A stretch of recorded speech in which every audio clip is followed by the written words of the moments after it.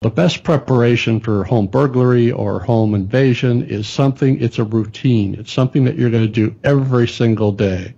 It's part of your lifestyle. It's so seamless in your daily life that you're not even aware that you're doing something that has a protective benefit. As a responsible person with growing concerns for your privacy and personal liberty, you want to know where we're headed and what you can do about it. We ask the experts what you need to do to take prudent and responsible action to safeguard your family's wealth and well-being, and what basic first steps will help you to be aware and prepared. ReluctantPreppers.com. You don't automatically have a duty to retreat, but it sounds like from what you're saying, it's a very practical matter, is that if someone at least retreats, that they can, if they escape, that they can call for help. What about those who would remain behind? What actions should they, what roles and what preparations should they make? Well, you could keep changing the scenario where you're at the point where all you could do is give up. I mean, that's not where you want to be. That's not what planning's about. And if you constantly propose that, well, what if you didn't lock your door? What if you left your windows open? What if you didn't have an escape plan? What if you didn't do anything? Well, we call them victims. Unfortunately, that's what you are. You're a victim, and you're planning to be a victim because you're not prepared. So I propose that you do things in layers. You don't start off with the most extreme cases, because I have wealthy clients who, have nothing else to do with their money, and they want this safe room in their house. So they want to build this elaborate thing like a bunker. And in almost every case, when I go back and revisit them, this elaborate project they put together now is the junk room. It's the closet. They simply don't use it for the purpose intended, because it isn't something that they use every day. So the best preparation for home burglary or home invasion is it's a routine. It's something that you're going to do every single day. It's part of your lifestyle. It's so seamless in your daily life that you're not even aware that you're doing something that has a protective benefit. So it's just like locking the doors every time, setting the alarm system every time you leave, making a lap of the house every night before you go to bed to make sure all the windows are secured. All of those kind of things you have to make as part of your routine. But for the people at home, just going with your question, should someone get in, that's where you need to have this plan and a number of alternatives. Part of the escape might not be leaving the house. Some of the escape might just be retreating back to a room. I propose to most people that room be your master bedroom. That's where most of your good stuff's going to be anyway. If you're likely to have weapons, that's where it's going to be. But you prepare that room, and if you can get just a couple of steps on an intruder, break away long enough to get a couple of steps, you could usually get to that room and close the door behind you. Okay, so that begs the question. Well, that door then has to become a significant barrier. You have to prepare it. Most interior home bedroom doors are not capable of being a good barrier. They're often just hollow core, inexpensive doors. Many or most don't have locks on them. And the strike plates are not sufficient. You could just simply kick that door open easily and they're on you.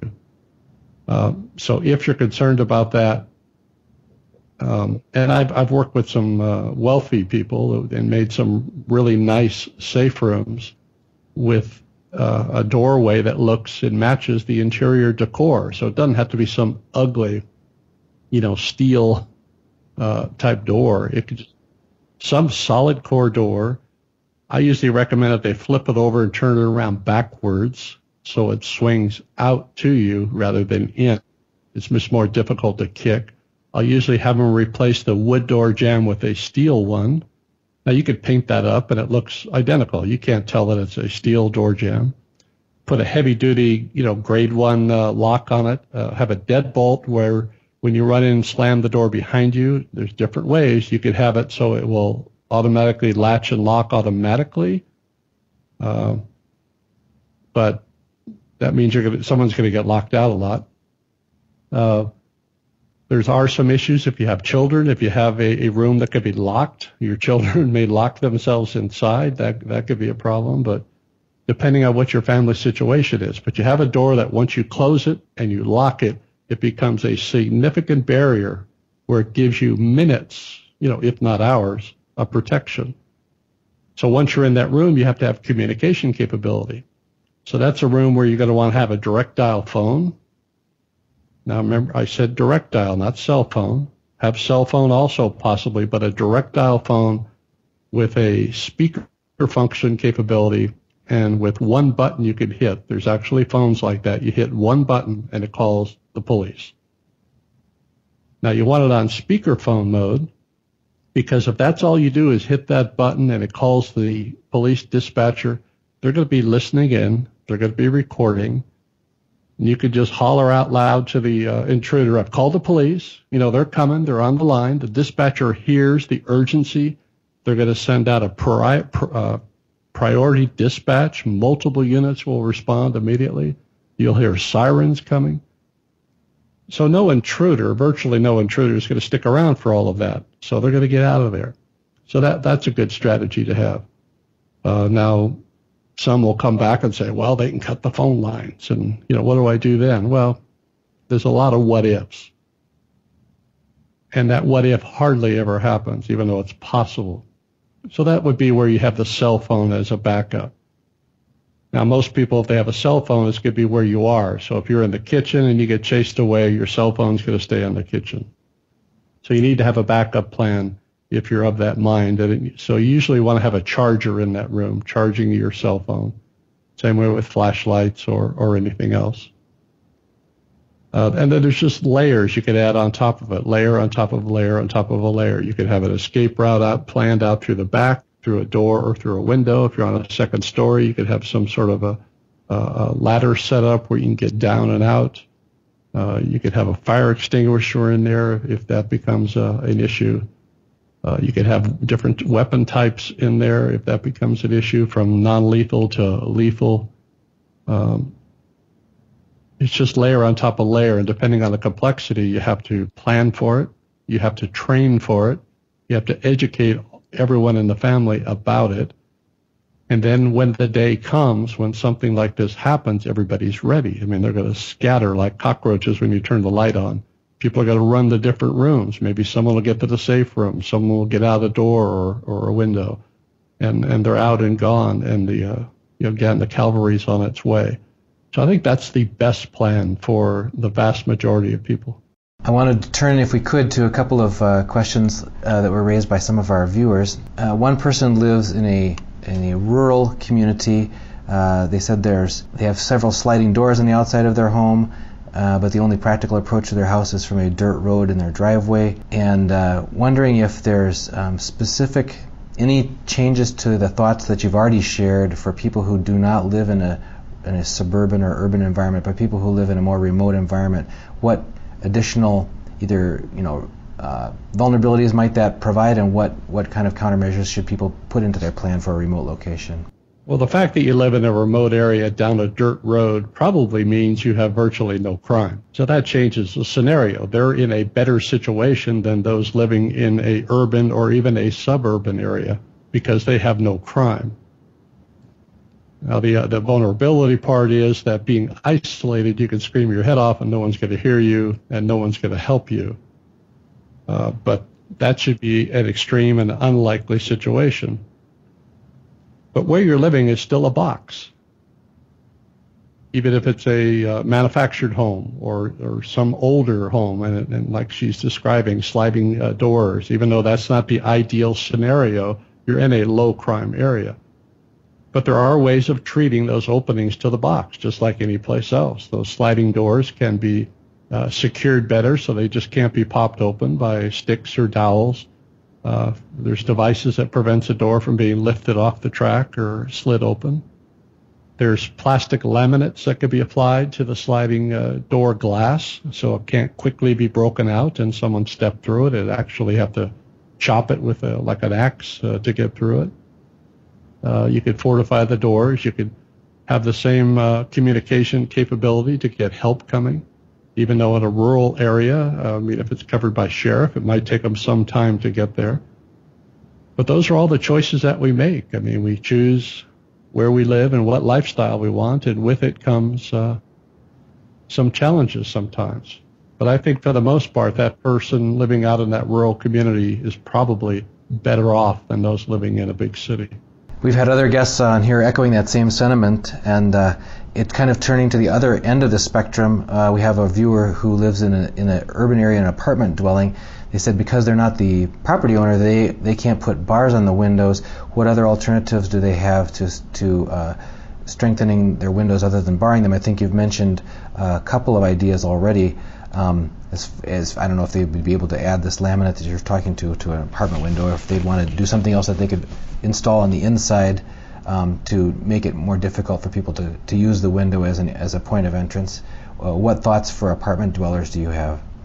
Well, I would move, and I'm not being facetious here. I mean, move to a second story anyway. I mean, bars on the window indicates that it's accessible from the ground level. So I'm just reading into it that this person's on the ground level. Ground level apartments are just more vulnerable. And you're right, you don't own it, you didn't install the door, you didn't install the window, and they're not going to want you to make improvements, but you can always ask permission. If you don't want to move, if that's not an option, ask permission from the landlord that you want to fortify the windows, you want a stronger door, you want a better deadbolt, you want to fortify the strike plate, put a heavy-duty strike plate in there with 3-inch screws going into the door studs. Things like that, they might just say, fine, no problem. So you have to at least ask. Okay, and I believe we had one more question came from a person who says, any tips for a single older woman who lives in a small RV/camper van? So there I think we've gone to a pretty other extreme of what could be potentially a much more vulnerable box. Any thoughts that you have for people that are in that situation? You know, anytime you're in an extreme situation, your options become fewer and fewer. It's just as simple as that. Someone could come immediately up to your entry door. I'm just using a visualization of what you told me about. There's probably only one way in, one way out. There's really not a window to get out of. The doors on those kind of living quarters is not very strong. They usually could be pried open very easily. I mean, there's not a whole lot you could do. There's some customizations you could probably do to the outside. You might be able to add on one of those, wrought iron type security doors to it to give you a little more support. A big dog, a nice German Shepherd, would go a long way. All the basic stuff. Lighting, things like that would help with nighttime issues. Not opening the doors to strangers would help. So it really depends on where that unit is parked, I guess. If you park it in a good zip code with a low crime neighborhood, problems. If it's located in one of those communities for mobile devices, depending on the community, if it's a safe community, your neighbor is going to watch out for you. So I think it's a matter of where it's located more than anything else. There's so much more on this topic, and as you pointed out, layers and layers of protection requires extensive thought and planning, and you provide on your website a significant amount of lists of ideas and links for people. Are there other resources to supplement that, or do you recommend people start out at crimedoctor.com and read the articles you have there on home invasion and home security as a starting point? And then are there any other resources beyond that you recommend for people? Sure. CrimeDoctor.com has a good cross-section of practical advice. Many things we talked about are there, including ideas for constructing a safe room, how to survive a home invasion robbery, about family planning. I talk about many of those same things. I'm starting a new website that's launching next week called Crime School. It'll be crimeschool.com. It's going to be a radio talk show, much like what you're doing, audio only, where we will go through virtually every aspect of crime prevention, loss prevention, but more in a conversational type presentation rather than articles with industry experts.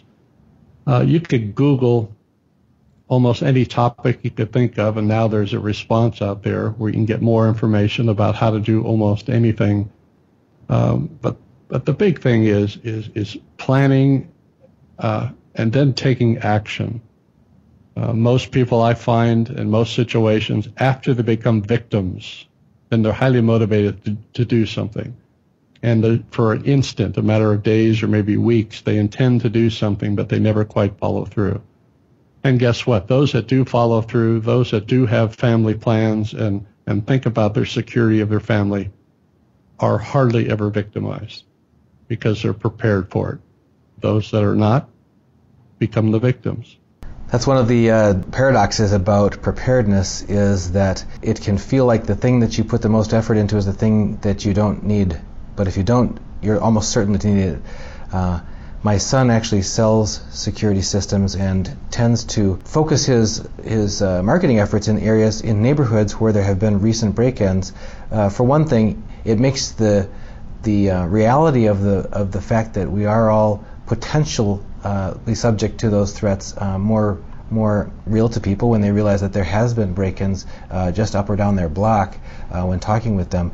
But he says even when speaking with someone who has been who's experienced a break-in, depending on the amount of time that's passed since that, they may think, well, after all that was a one-off, that probably won't ever happen again. But usually they're at least usually gets their attention, and sometimes that of the neighbors as well. But just to not be discouraged when you go ahead and have these family meetings, make this planning, decide what steps you're going to take and what preparedness you're going to take, is to not feel that it's for no purpose or for no good, because if you don't need to use it, that's what you hope will happen. I mean, you must run into that in dealing with people who are kind of on the fence about whether they should look further into this. What kind of advice do you give people so that they can explain to other family members who may be of the mindset of, just hope for the best, that sort of thing? Is there a way that's helpful in conveying the sense of responsibility that preparedness brings, even though you hope you never need to use it? The short answer is no. People are either going to do it or they're not. I think what makes a difference is you make it part of your routine. You just decide, this is what we're going to do. This is part of our life. Walking out, locking the door is just like tying your shoes, brushing your teeth, all the things that we have to do in life. You just do it. It's part of your routine. You don't think about it. It just becomes part of the routine. And by doing that, it makes your life safer. When you drive your car, about locking your doors, about where you park, how you walk, everything that we do in life, if you do it with intention and a purpose, and it becomes part of your routine, you're going to do it, and you're going to be less likely to ever be victimized.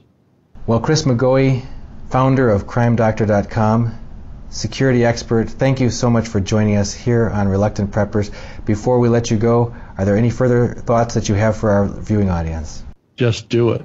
Thank you so much.